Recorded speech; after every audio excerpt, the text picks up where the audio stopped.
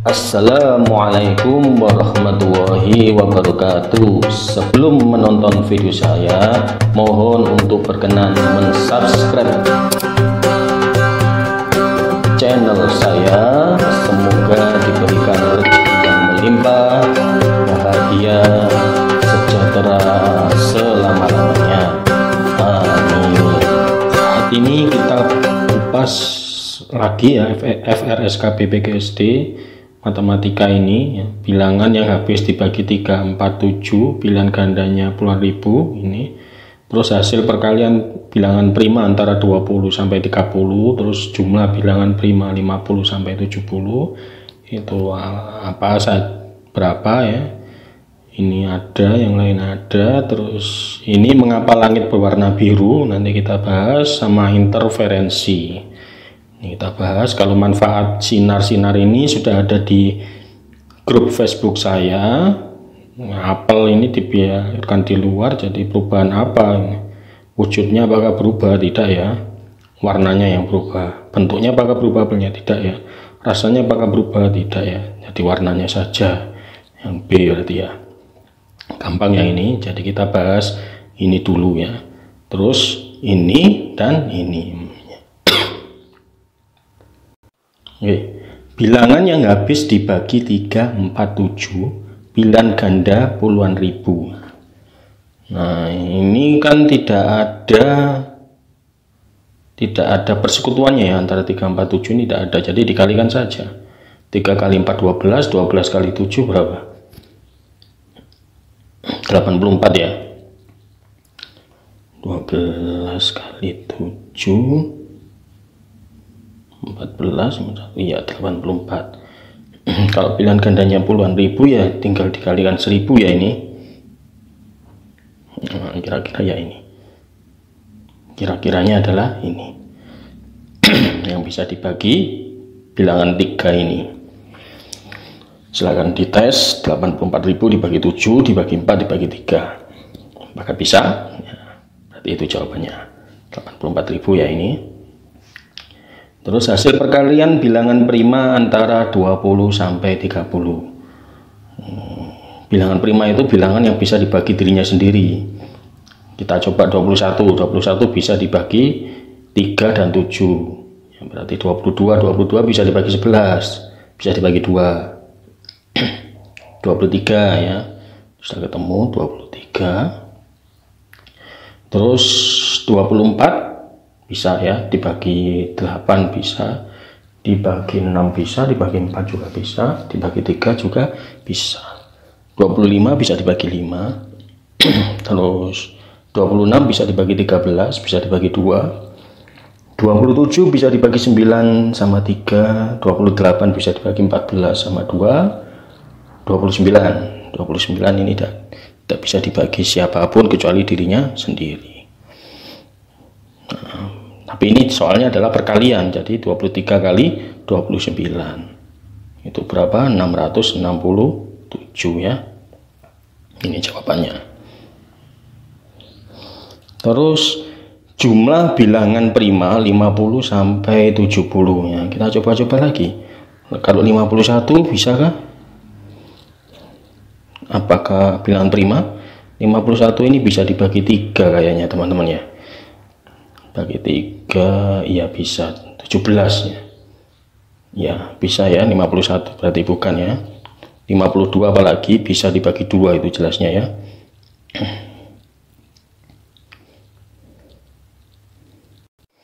Ya, terus kira-kira apalagi 53 kita coba. 53 apakah bisa dibagi 7? Ganjil-ganjil aja. Kalau dibagi genap tidak mungkin bisa itu. 53 ya. Tidak bisa ya.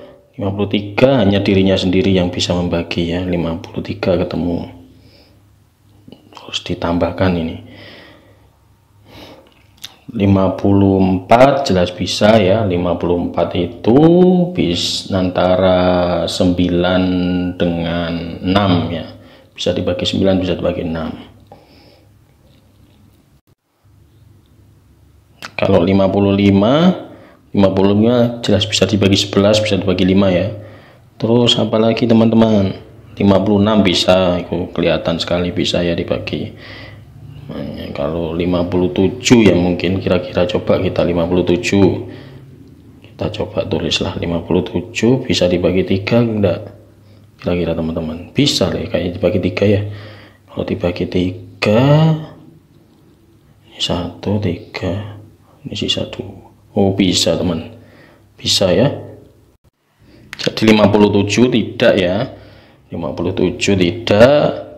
59 berarti ya. 59 apakah bisa dibagi bilangan lainnya selain 59? Kalau dibagi 3 sisa 29. Oh, tidak. Dibagi 9 apalagi tidak bisa ya. Berarti bilangan prima ya 59 ini. Terus kita coba ke ini sudah belum ya, belum sampai ke 70. Coba 60 bisa jelasnya. 61 bisa dibagi berapa itu? Bisa dibagi 3 enggak? Ya sepertinya 61 bilangan prima ya teman-teman. Kita bisa dibagi, tidak bisa dibagi siapapun kecuali dirinya sendiri ya. 61 kita tulis. Kalau 62 jelas bisa, itu kelihatan sekali ya, bilangan genap ya, bisa dibagi 2 itu jelas. 63 bisa ya, bisa dibagi berapa itu? 9 sama 7 ya. 9 kali 7 kan 63 ya, berarti 63 tidak. 64 bisa dibagi 8 ya, 8 kali 8 itu. 65 juga bisa dibagi 5. 67 sepertinya ya, kita coba 67 apakah bisa dibagi 3 atau mungkin dibagi 9. Kayaknya 67 ini bilangan prima teman-teman ya. Sepertinya 67 adalah bilangan prima. 53 ditambah 59 ditambah 61 ditambah 67 itu 240.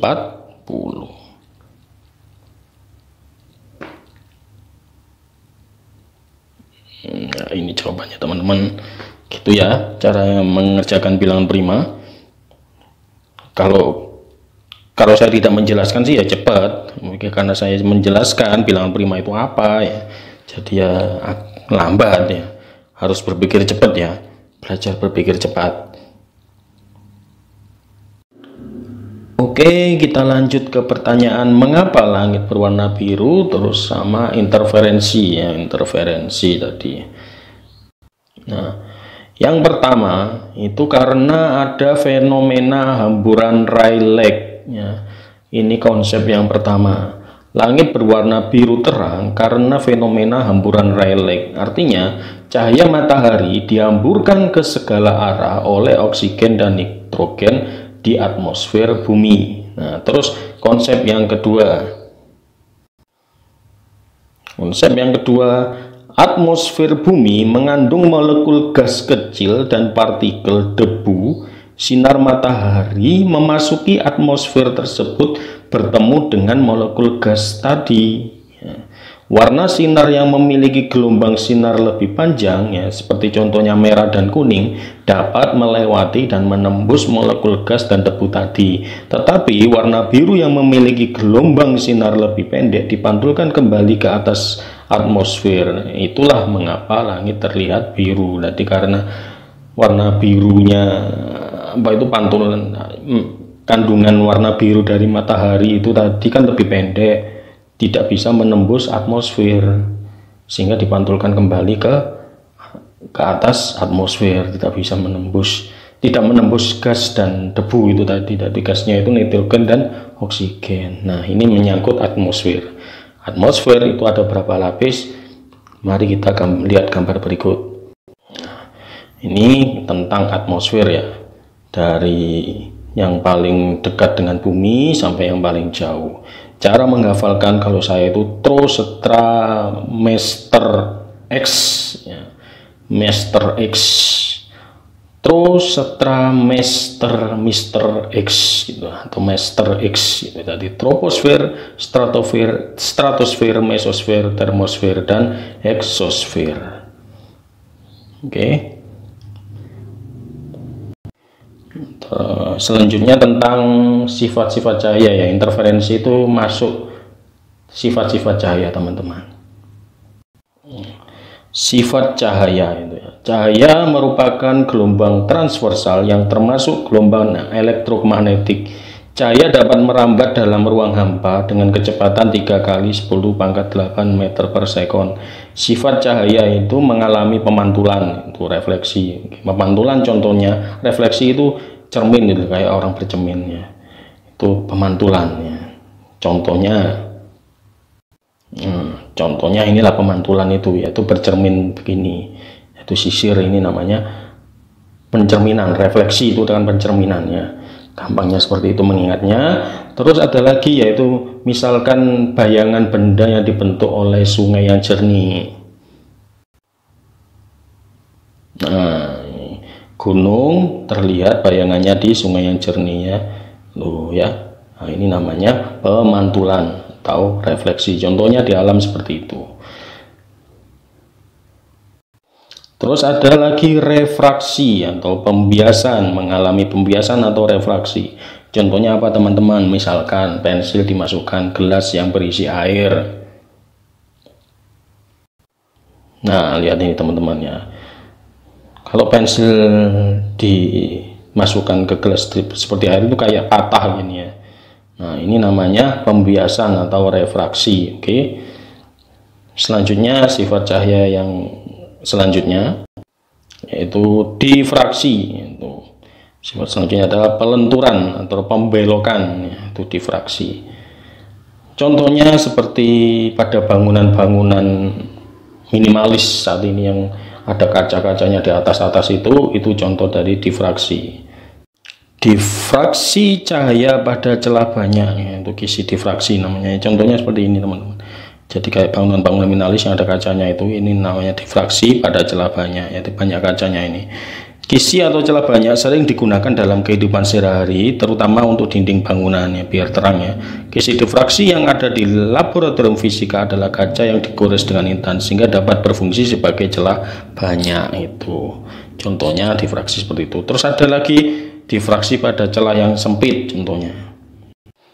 Nah, ini difraksi pada celah yang sempit. Jadi ada pintu membuka sedikit itu, ada matahari, jadi dibelokkan ya, jadi terpendar seperti ini ya teman-teman ya. Ini contohnya difraksi pada celah sempit. Sifat yang selanjutnya adalah dapat dijumlahkan atau interferensi ya. Interferensi contohnya seperti warna-warninya sabun itu ya. Teman-teman pasti pernah melihat gelembung-gelembung sabun ya. Itu kan nampak berwarna-warni ya. Ini gelembung-gelembung sabun kan nampak sekali berwarna-warni. Oke, inilah contohnya interferensi. Paham ya? Terus selanjutnya ada lagi contoh yang lain.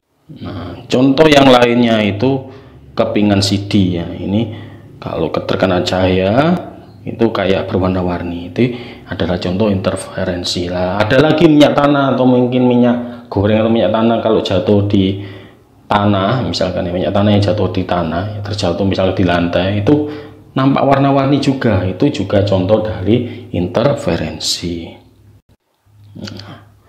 Minyak tanah yang tumpah akan menghasilkan warna yang indah seperti pelangi saat terkena sinar matahari. Peristiwa ini terjadi karena interferensi dari gelombang cahaya yang dipantulkan oleh permukaan minyak dan permukaan air. Ini penjelasnya seperti itu. Oke, sifat yang selanjutnya apa ini? Dapat diuraikan ya, dispersi. Itu contohnya adalah pelangi teman-teman. Contohnya adalah pelangi. Saya jelaskan sedikit. Dispersi yaitu peristiwa terurainya cahaya putih menjadi cahaya yang berwarna-warni seperti terjadinya pelangi. Pelangi merupakan peristiwa terurainya cahaya matahari oleh butiran-butiran hujan. Peristiwa peruraian cahaya ini disebabkan oleh perbedaan indeks bias dari masing-masing cahaya, di mana indeks bias cahaya merah paling kecil, sedangkan cahaya ungu memiliki indeks bias paling besar. Cahaya putih yang dapat terurai menjadi cahaya yang berwarna-warni disebut cahaya polikromatik. Jadi ini di garis bawahi kata-kata kuncinya saja ya teman-teman. Jadi dispersi itu adalah penguraian cahaya. Penguraian cahaya atau istilah lainnya dispersi, yaitu penguraian cahaya putih menjadi cahaya yang memiliki beragam warna seperti yang terlihat pada pelangi. Ya, inilah yang dinamakan adalah dispersi, penguraian cahaya. Oke, jelas ya. Nah, sifat selanjutnya adalah polarisasi. Ringkasnya adalah dapat diserap arah getarnya, teman-teman. Contohnya adalah lampu-lampu disko, lampu-lampu panggung itu. Ya, inilah yang dinamakan polarisasi, terpolar ya. Ini namanya adalah polarisasi, contohnya seperti itu. Sifat selanjutnya dari cahaya adalah bersifat sebagai gelombang dan partikel. Ini sudah jelas ya. Tadi tidak perlu saya jelaskan, cukup yang tadi. Pemantulan, pembiasan, pelenturan dapat dijumlahkan, diuraikan, dapat diserap arah getarnya. Refleksi, refraksi, difraksi, interferensi, dispersi, polarisasi. Contoh-contohnya itu untuk memperjelas pemahaman teman-teman. Sekedar tambahan tentang angin darat dan angin laut ya teman-teman, ini juga masuk dalam FR. Jadi angin laut itu bertiup dari laut ke darat. Pada siang hari ini digunakan nelayan untuk pulang. Nah, angin darat berembus dari darat ke laut terjadi pada malam hari. Ini digunakan nelayan untuk berangkat ke laut mencari ikan. Nah, mengapa kok seperti ini? Kok dari darat ke laut ya? Karena darat pada malam hari itu suhunya dingin. Ya, jadi anginnya kan gampangnya sih anginnya jadi banyak gitu, karena suhunya dingin anginnya jadi banyak, terus mengalir ke tempat yang agak sedikit suhunya lebih tinggi, yaitu di laut ya. Nah, kebalikannya saat siang hari angin laut itu lebih dingin daripada daratan. Nah, yang lebih dingin anginnya banyak ya, terus berembus dari laut ke darat. Gampangnya sih seperti itu kalau memahaminya ya. Jadi dibaca saja ringkasnya seperti ini. Mohon di subscribe ya. Wassalamualaikum warahmatullahi wabarakatuh.